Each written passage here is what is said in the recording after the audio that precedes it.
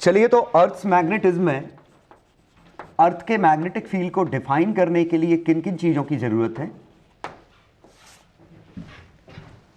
तो पहला, magnetic meridian.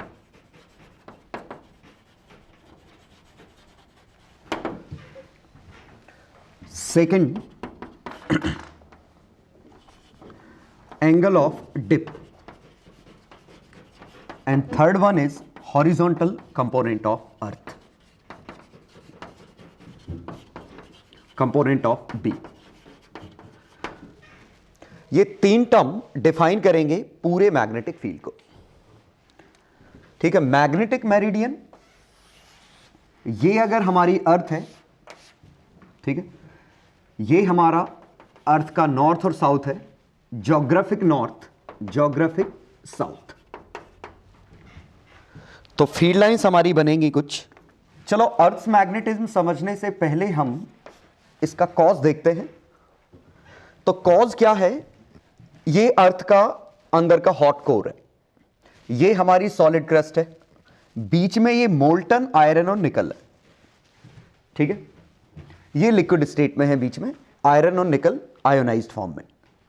अब क्या होता है कि ये टेम्परेचर यहां हाई है, यहां टेम्परेचर लो है, तो बिकॉज ऑफ टेम्परेचर डिफरेंस ये कन्वेक्शन करंट फ्लो करता है चारों तरफ। ये कन्वेक्शन करंट काफी हद तक ऐसा है जैसे कैंडल में ये एयर ऊपर की तरफ जाती है। ठीक है, तो नीचे लिंक में एक वीडियो है, उस वीडियो को आप देख लें, जिसमें ये कैंडल की वजह से एक पेपर ऐसे लगाया है, एक पेपर इस शेप में है, और कैंडल के इस कन्वेक्शन करंट की वजह से पेपर घूमने लगा है, रोटेट करने लगा है, जिससे आपको यह समझ में आएगा कि यह कन्वेक्शन करंट मोशन क्रिएट कर सकता है। ठीक है, तो नीचे डिस्क्रिप्शन में लिंक है, तो उससे आप देख के थोड़ा सा आइडिया ले सकते हैं। तो ये कन्वेक्शन करंट की वजह से जो ये मोशन चालू होगी, इसीलिए हम उसको नाम दे रहे हैं जियो डायनामो।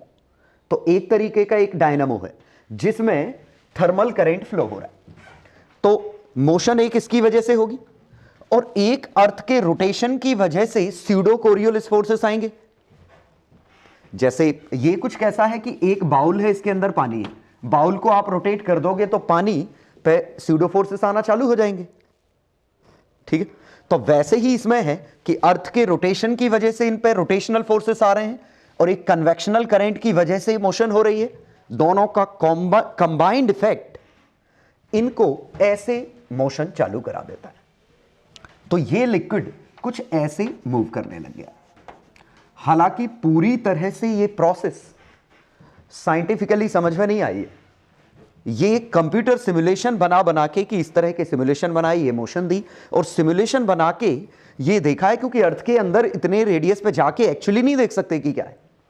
तो एक कंप्यूटर सिमुलेशन से स्टडी करके ये आंसर निकाले गए हैं कि इसकी ये जो यहां पे कन्वेक्शनल करंट और रोटेशन का कंबाइंड इफेक्ट कैसा है, जिस वजह से ये चीजें मोल्टन आयरन मूव करने लग गया है।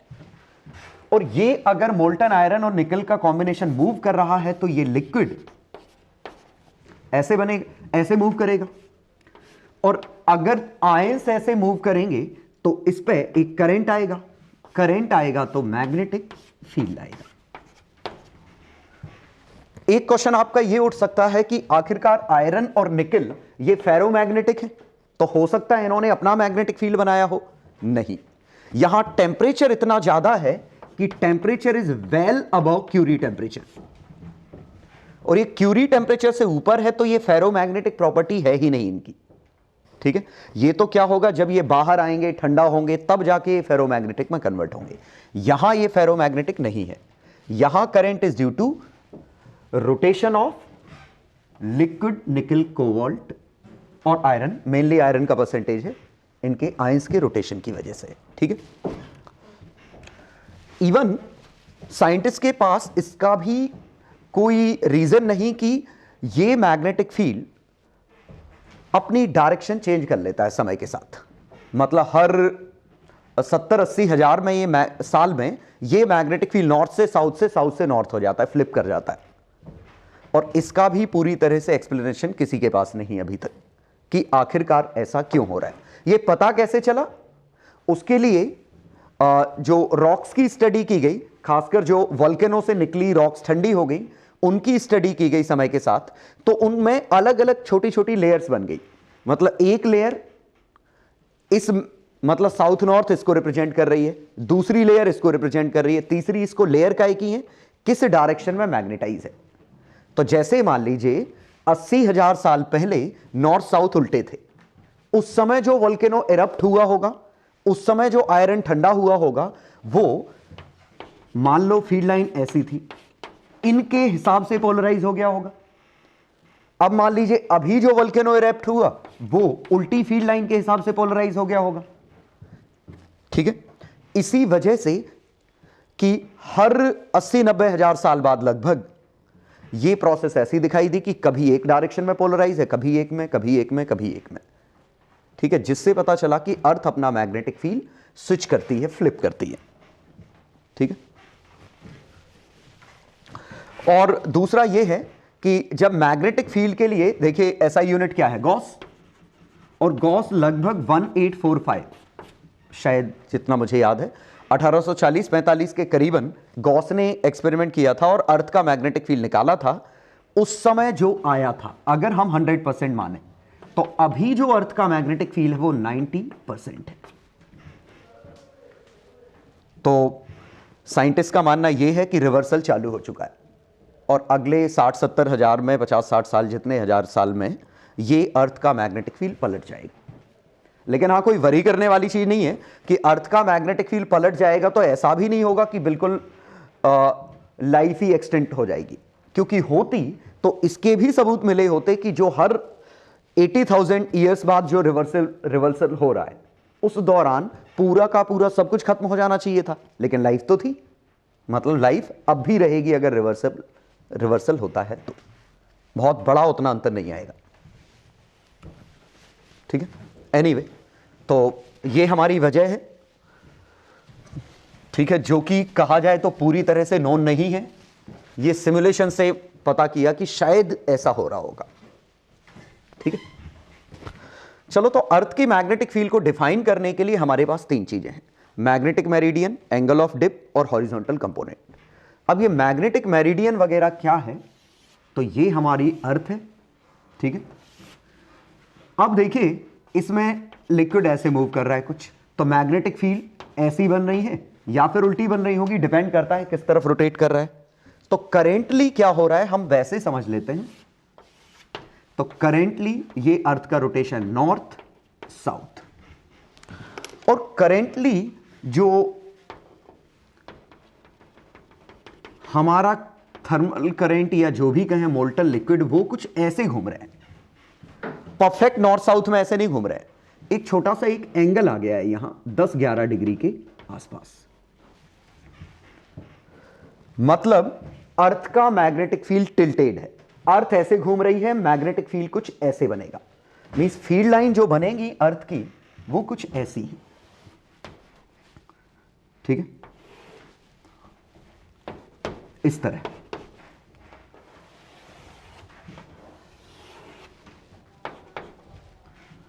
ठीक है,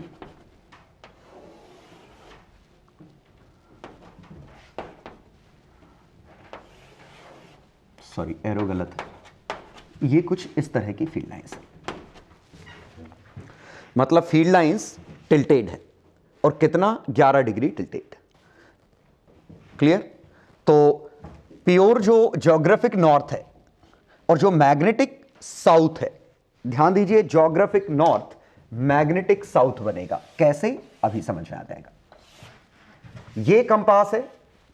अब हम जानते हैं कि कंपास किस डायरेक्शन में टारगेट करता है, जिस डायरेक्शन में नॉर्थ है। तो अगर हमने यहां कंपास रखा होता तो नॉर्थ की तरफ होता, और अगर ये नॉर्थ की तरफ है तो गारंटीड यहां से लाइंस ऐसी हैं, तभी तो ये नॉर्थ की तरफ है।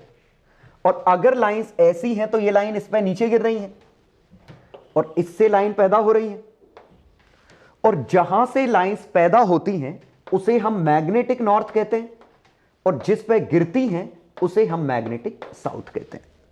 तो that's why geographic north he magnetic south है, और कहा जाए एग्जैक्ट नहीं, थोड़ा सा बगल में है। ठीक है, तो जिसे हम नॉर्थ कहते हैं वो ज्योग्राफिक नॉर्थ है, एक्चुअली वहां पे लाइंस खत्म हो रही है। ठीक है, और ये काफी हद तक बार मैग्नेट की तरह फील्ड लाइन दिख रही है कि बार मैग्नेट का ये साउथ है, बार मैग्नेट का ये नॉर्थ है, नॉर्थ से लाइंस निकल रही है, साउथ पे गिर रही है। ठीक है, तो अब अगर हमने कंपास यहां रखा होता तो ये इधर बताता, यहां रखा होता तो इधर बताता, यहां रखा होता तो ये इधर बताता। तो ये अलग अलग जगह कंपास रखने पे ये अलग अलग डायरेक्शन में ओरिएंट करता, मतलब जो भी मैग्नेटिक फील्ड की डायरेक्शन है उस डायरेक्शन में ये दिखाई देगा। ठीक है, तो मेरे पास ये ग्लोब है, तो ये ग्लोब से यहां से लाइंस निकल रही हैं, इस पे गिर रही हैं, यहां से लाइन निकली, इस पे गिरी, और डायरेक्शन देखें तो डायरेक्शन के लिए मैं बड़ी सी चौक ले लेता हूं।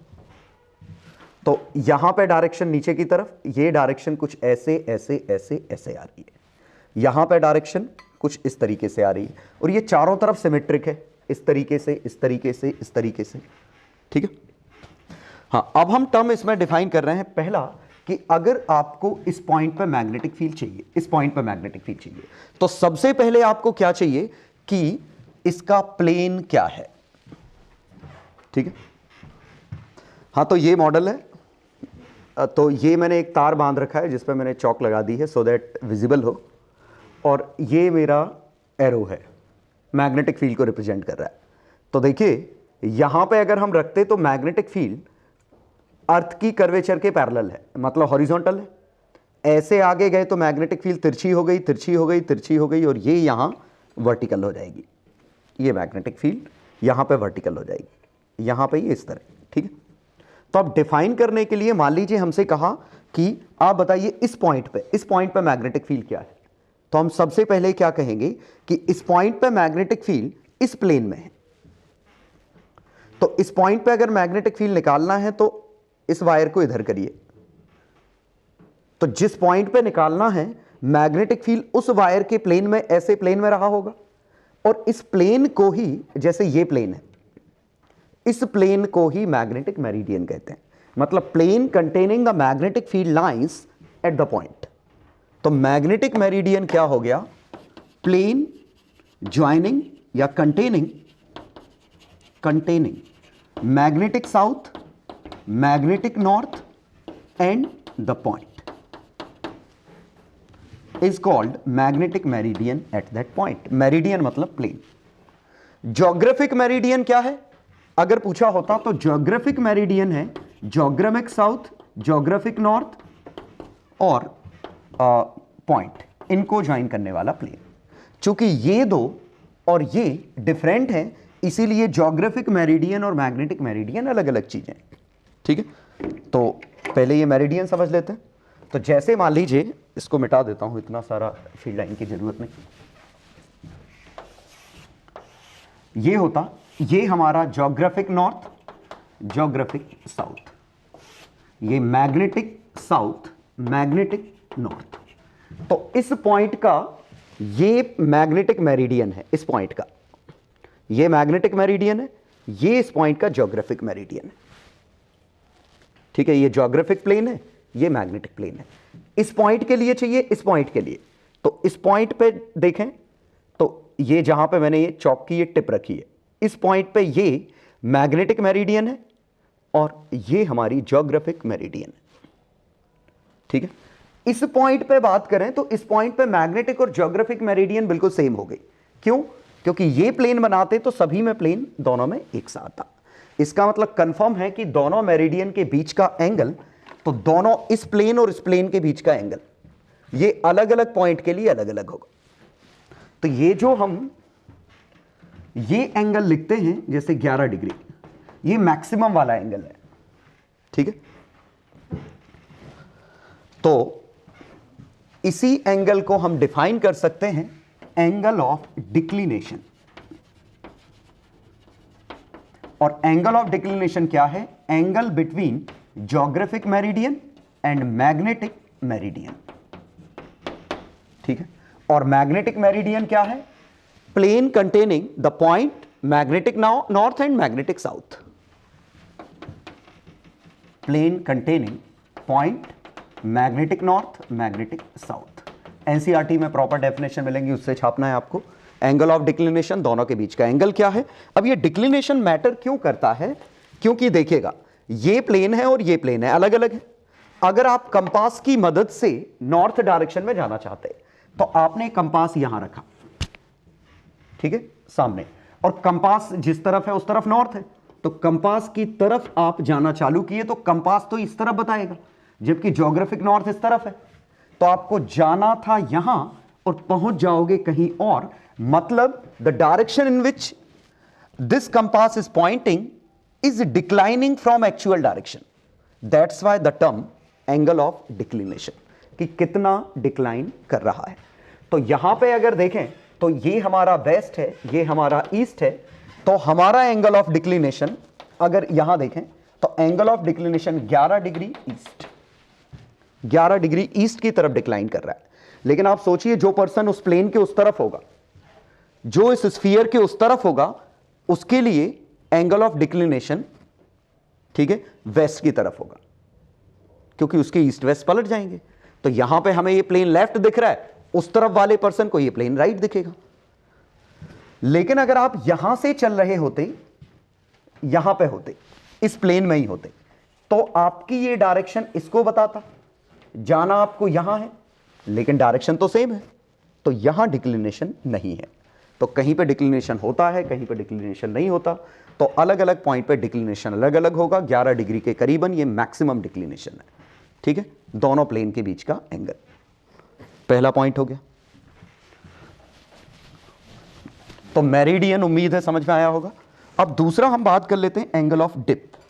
मेरा एरो कहां है? तो देखिए, यहां पे अगर देखें तो मैग्नेटिक फील्ड ट्रूली हॉरिजॉन्टल है, लेकिन इस पॉइंट पे मैग्नेटिक फील्ड देखिए ट्रूली वर्टिकल है, इस पॉइंट पे कुछ टिल्टेड है। तो अलग अलग पॉइंट पे मैग्नेटिक फील्ड अलग अलग है, इसी को हम एंगल ऑफ डिप कहते हैं। तो एंगल ऑफ डिप क्या है कि अगर हमारी मैग्नेटिक फील्ड लाइन ऐसी होती तो इस पॉइंट पे ये हमारी ट्रू डायरेक्शन है, ये हमारा हॉरिजॉन्टल है, ये हमारा इस पॉइंट का वर्टिकल है, B vertical, B horizontal, B net, dip. तो डिप क्या है? Angle by which magnetic field dips, horizontal से कितना डिप कर गया वो। तो दिख रहा है कि tan del will be BV by BH। तो this is angle of dip. Angle of dip से हमें क्या पता चलता है कि मैग्नेटिक फील्ड हमेशा हॉरिजॉन्टल नहीं है। मैग्नेटिक फील्ड इक्वेटर के नेबरहुड में एंगल ऑफ डिप 0 है। क्यों? क्योंकि मैग्नेटिक फील्ड हॉरिजॉन्टल है, लेकिन पोल्स पे एंगल ऑफ डिप इज 90। ठीक है, क्योंकि यहां हम पूरी तरह से हॉरिजॉन्टल से डिप कर गए, वर्टिकल की तरफ आ गए। तो एंगल ऑफ डिप ये है। तो एंगल ऑफ डिप क्या है? Angle between B net vector and horizontal component of earth's magnetic field. तो देखिए, हम दो चीजें डिफाइन कर चुके हैं। मैग्नेटिक मेरिडियन, हम प्लेन डिसाइड कर चुके हैं किस प्लेन में है, उस प्लेन में हम डायरेक्शन डिसाइड कर चुके हैं, लेकिन एक और चीज बाकी है, मैग्नीट्यूड। और सिंपल सी बात है BH। और अगर ये तीनों चीजें पता है तो आपको सब कुछ पता है, क्योंकि आपको इस पॉइंट पे मैग्नेटिक फील्ड चाहिए। तो पहले आप ये पता करोगे कि इस पॉइंट पे मैग्नेटिक फील्ड किस प्लेन में है। तो आपको मान लो प्लेन मिल गया इस प्लेन में, फिर आप पता करोगे कितनी डायरेक्शन है, फिर आप पता करोगे उस डायरेक्शन में मैग्नीट्यूड कितना है। तो हॉरिजॉन्टल कंपोनेंट अगर मिल गया तो आप नेट निकाल लोगे, वर्टिकल भी निकाल लोगे, सब कुछ निकल आएगा। ठीक है, तो ये एंगल ऑफ डिप की मीनिंग है। तो उम्मीद है समझ में आ गया होगा कि हमें तीनों प्लेन की जरूरत है। पहला, दरअसल मैग्नेटिक मेरिडियन की जगह एंगल ऑफ डिक्लिनेशन टर्म लिखना चाहिए कि angle of declination, angle of dip और horizontal component. Angle of declination क्या बता रहा है कि उस प्लेन की डायरेक्शन की ट्रू नॉर्थ से कितना एंगल बना रहा है। ठीक है, और चूंकि ये डिक्लिनेशन ही था, इस वजह से ही जो पुराने कोलंबस वगैरह जो अपना रास्ता भटक जाते थे वो इसी वजह से भटक जाते थे कि उनके पास कंपास होता था वो ट्रू मैग्नेटिक नॉर्थ और जो अपेरेंट मैग्नेटिक नॉर्थ है उनको सेम मान लेते थे। ठीक है, इस वजह से जाना कहीं और था, पहुंच कहीं और जाते थे। तो उम्मीद है तीनों कंपोनेंट समझ में आ गए होंगे। चलिए, ये दो छोटे छोटे एग्जांपल हैं। A magnetic field at equator is given, magnetic field at pole से निकालना है, और magnetic moment of equivalent dipole at centre of earth. Second question में एंगल ऑफ डिप गिवन है, हॉरिजॉन्टल गिवन है, BV, B net, force on electron that means magnetic force QVB, with moving with इतनी speed vertically down, इतना east to west. पहले try करिए और फिर मेरे सॉल्यूशन देखिए। चलो देखें पहला क्वेश्चन। तो पहले क्वेश्चन में बिल्कुल आसान सा कि अर्थ को हम एक शॉर्ट डाइपोल मानते हैं। ठीक है, तो ऐसा शॉर्ट डाइपोल नॉर्थ साउथ, और इसकी फील्ड लाइंस ऐसी है, और ये पोजीशन हमारी इक्वेटोरियल पोजीशन है, ये एक्सियल पोजीशन है। और शॉर्ट डाइपोल माना तो यहां फॉर्मूला आएगा μ0/4π m/r³, और यहां बनेगा μ0/4π 2m/r³। तो यहां जो मैग्नेटिक फील्ड होगा उसका रफली डबल यहां पे होगा। तो एट पोल्स ज्यादा है, लाइन डेंसिटी ज्यादा है, तो 6.8 × 10⁻⁵ टेस्ला। सेकेंड है मैग्नेटिक मोमेंट, तो हमें इससे कंपेयर करना है। इक्वेटर का दिया है, इसको 3.4 × 10⁻⁵ माने, ये 10⁻⁷ है। तो मैग्नेटिक मोमेंट यहां से 3.4 × दिस 340 इंटू रेडियस का क्यूब 6400 × 10⁻³ का whole cube ampere metre square. देखिए काफी डाइपोल छोटा लेकिन मैग्नेटिक मोमेंट काफी बड़ा, वो रेडियस की वजह से, रेडियस का फैक्टर इतना बड़ा है। दरअसल क्या होता है, अर्थ का मैग्नेटिक फील्ड यहां काफी स्ट्रांग होता है, लेकिन सरफेस तक आते आते मैग्नेटिक फील्ड काफी कमजोर होता है, गॉस के ऑर्डर का बचता है। ठीक है, अर्थ के अंदर मैग्नेटिक फील्ड स्ट्रांग है, बाहर उतना स्ट्रांग नहीं है। ठीक है, तो ये हमारे शुरू के दो क्वेश्चन के आंसर। थर्ड क्वेश्चन, बस इससे क्या होगा, डिप और ये सब समझ में आ जाएगा अगले क्वेश्चन से। तो देखिए डिप 60 डिग्री है, तो ये अगर हमारा नॉर्थ साउथ ईस्ट वेस्ट ये होता, तो डिप 60 डिग्री है। तो इस समय देखिए हॉरिजॉन्टल कंपोनेंट की पक्का डायरेक्शन ये है, वर्टिकल कंपोनेंट की डायरेक्शन ये है, हॉरिजॉन्टल इधर, वर्टिकल अंदर। मतलब मैग्नेटिक फील्ड इस प्लेन में है और वो भी तिरछा, मतलब इस प्लेन में कुछ ऐसा ऐसा है। मतलब ये हमारा B हॉरिजॉन्टल है, ये हमारा B वर्टिकल है, और ये कुछ ऐसा है।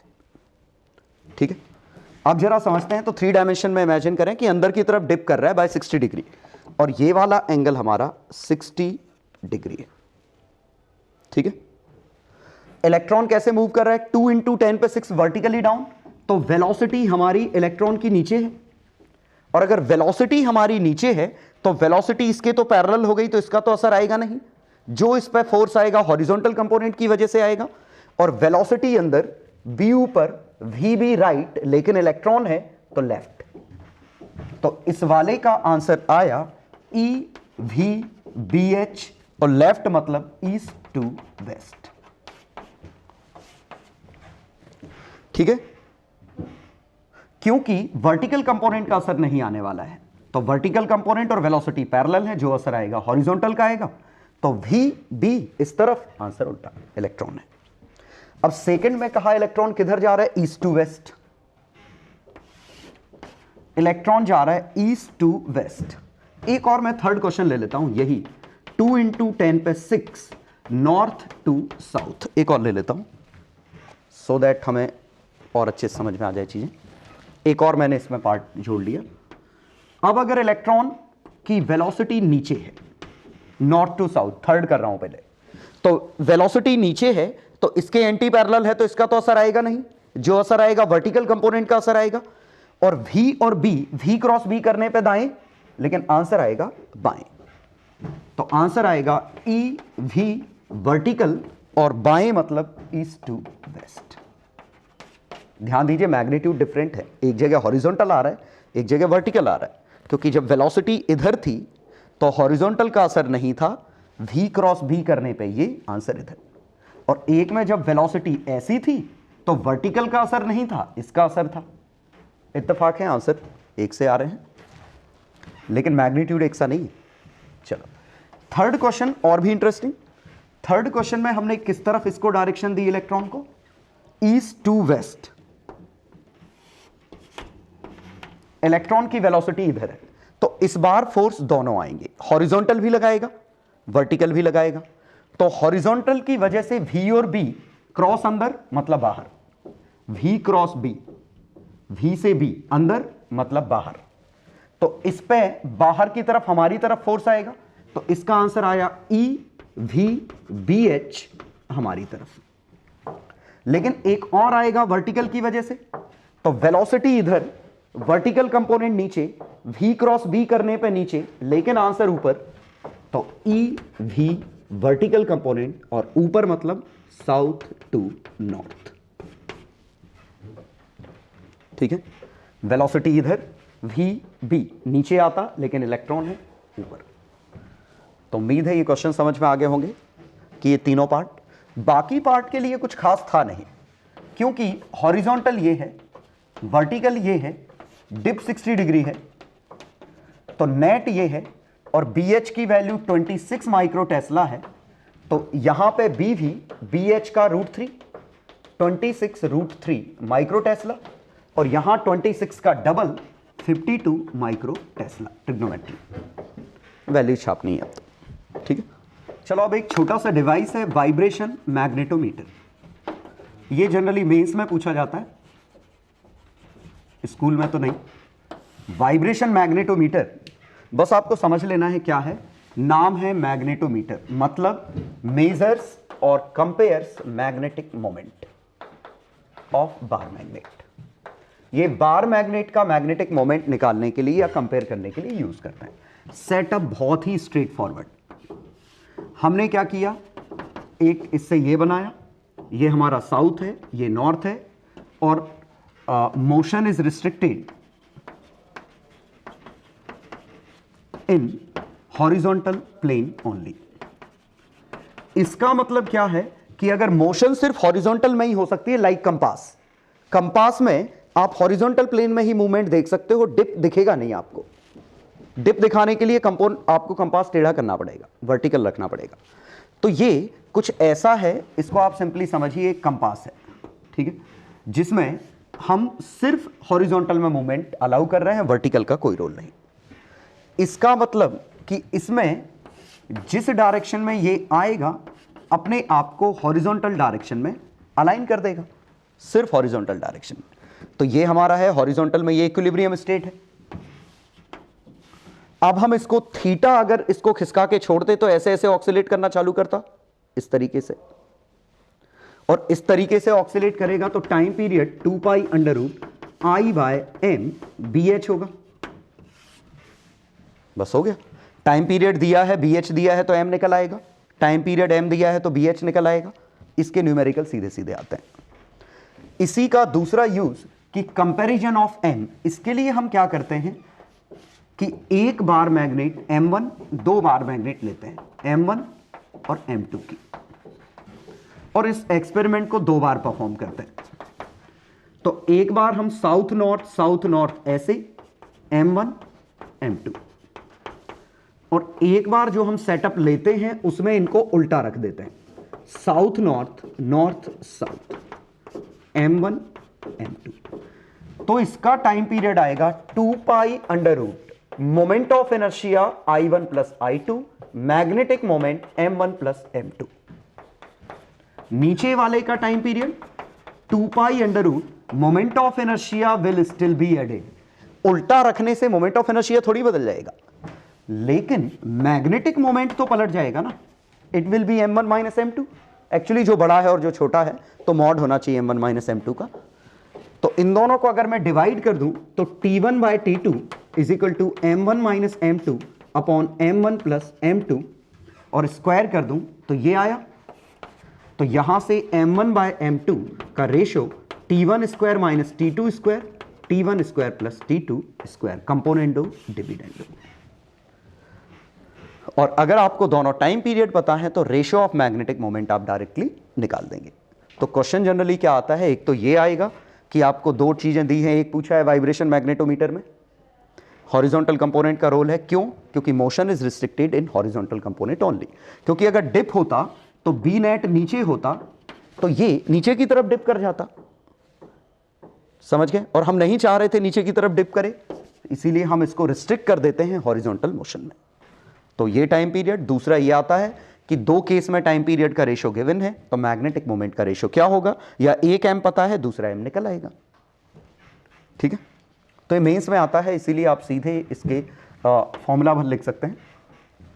ठीक है, और स्कूल में जो अर्थ का मैग्नेटिक फील्ड आएगा उसमें सिर्फ elements of earth magnetic field आएंगे। क्या है? Angle of declination, angle of dip और horizontal component of magnetic field, तीनों की definition. Obviously angle of declination में ही मेरिडियन, मैग्नेटिक मेरिडियन की डेफिनेशन आपको लिख लेनी है, बस स्कूल में इतना ही आएगा। ठीक है।